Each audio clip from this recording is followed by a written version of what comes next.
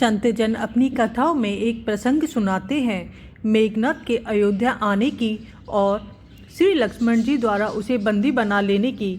तुलसी बाबा एक चौपाई लिखते हैं, उसके आधार पर ही संभवतः यह प्रसंग बनता है। आज आपके सामने वही प्रसंग रखने का प्रयास करते हैं।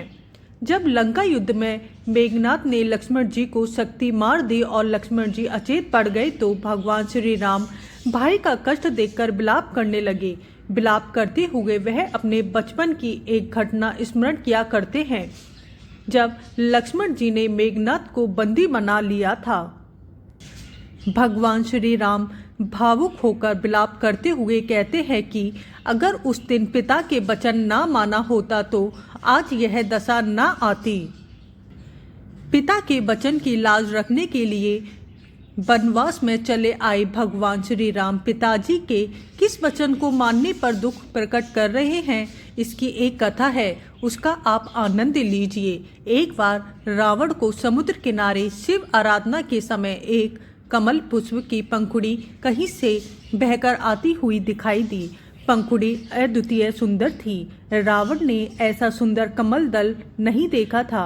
उसे देखकर वह विचार करने लगा कि पंखुड़ी जिस कमल पुष्प का हिस्सा है वह पुष्प कितना सुंदर होगा। काश पूरा कमल पुष्प पा जाऊं तो अपने आराध्य भगवान भोलेनाथ को अर्पित करके उन्हें प्रसन्न करता। रावण बस यही विचार करते हुए वहीं बैठा रहा। रावण पूजा के बाद समय से वापस नहीं आया तो मंदोदरी को चिंता हुई। पुत्र मेघनाथ को पिता की खोज खबर हेतु भेजा। मेघनाथ ने देखा कि पिताजी एक टक जल में लहराती हुई एक पंखुड़ी को निहार रहे हैं। उनका मन अविचल स्थिति में शांत तो है किंतु कुछ चिंतित भी है। उसने पिता से इस स्थिति का कारण पूछा तो सारी स्थिति व रावण की अभिलाषा का पता चला। मेघनाथ ने पिता को प्रसन्न करने के लिए कहा, पिताजी अब चिंता ना करें, तीनों लोकों में जहाँ भी इस पंखुड़ी के पुष्प लगे होंगे मैं वहाँ से अभी इसे खोज कर लिए आता हूँ। आप भोलेनाथ को इसे अवश्य अर्पित करेंगे। रावण को प्रणाम कर मेघनाथ मायावी छद्म वेश धारण करके तुरंत ही आकाश पाताल समेत सभी लोकों का चक्कर लगाकर पृथ्वी पर पुष्प तलाशने लगा। तभी उसे सरयू की धारा में उसी प्रकार की पंखुड़ियां बहती दिखाई दी। उसको खोजता हुआ मेघनाथ अयोध्या के उपवन के उस तालाब में पहुंच गया जो उन अद्भुत अद्वितीय कमल पुष्पों का पूरा स्रोत था। तालाब को उन कमल पुष्पों से भरा देखकर मेघनाथ की प्रसन्नता की सीमा ना रही।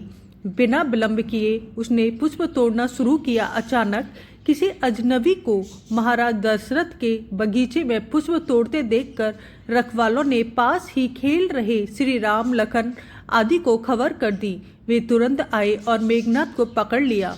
लक्ष्मण जी तो वाटिका में घुसकर चोरी कर रहे मेघनाथ जी को वहीं मार देना चाहते थे, पर राम जी ने कहा, दंड निर्धारण करने का अधिकार राजा का होता है, इसे पिताजी महाराज के पास लिए चलते हैं। वह जो दंड निर्धारित करेंगे वही दंड दिया जाएगा।